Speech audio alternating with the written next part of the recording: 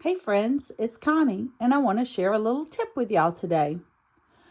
We use very nice tools when we're crafting with our projects, whatever you may be crafting with. Well, for me, the products I use, I like to take care of them. And I have a little tip for y'all, cleaning your tools. So today what I'm using is some high percentage of alcohol. You can get it at your local stores, and I use it for quite a different things, but it's really hard to find. Make sure it's a high percentage, 90% or more. So this is just alcohol. You can use it for medical if you need to, but I use it in my scrapbook room. So I'm using this and I'm cleaning my tools. And I just took like a little towel. I put a little bit in the dish. And these Stampin' Seals are refillable, and sometimes they get gunky. I don't know if that's a technical word, but it's a Connie word. And I'm going to take the alcohol and run it on that area where the adhesive comes out and just kind of clean it up a little bit and get the gunky off. I do both sides. Dip it in your alcohol and let it air dry before you putting it back together.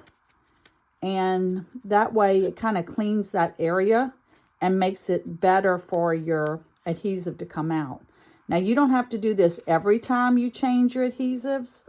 I've been using my Stampin' Seals for about a year now and noticed the gunkiness. So I said, well, let me clean it. Now, you can also use it on your non-stick scissors. These are some Fisker ones that I have. And although they're non-stick, sometimes you get a little bit of that adhesive on your scissors. Also, as much as you hate it, you get it on your mat, on your cutting board. So this is my cutting board that I use, Stampin' Up's cutting tool. And I just take it and I clean it, and it comes off really well. Now, you can use a lower grade alcohol.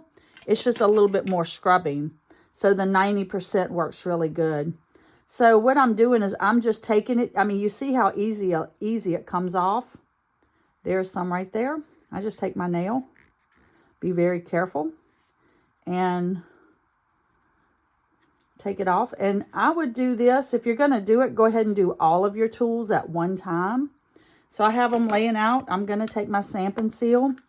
I'm going to open it up. I just filled it up yesterday, but I didn't clean it because I want to clean it for y'all.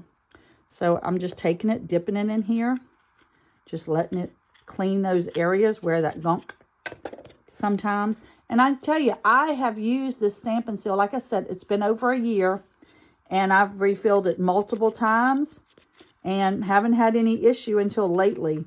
And I said, you know what? I got to clean that. And look how easily that's coming off. And as long as you take care of your tools, it makes your projects, when you're doing your projects, easier, I feel. So this is just a little tip. It's inexpensive. I think it's about $7 or $8. A little bit. I mean, this 16 ounce will last you a long time unless you use it for your bobos at home.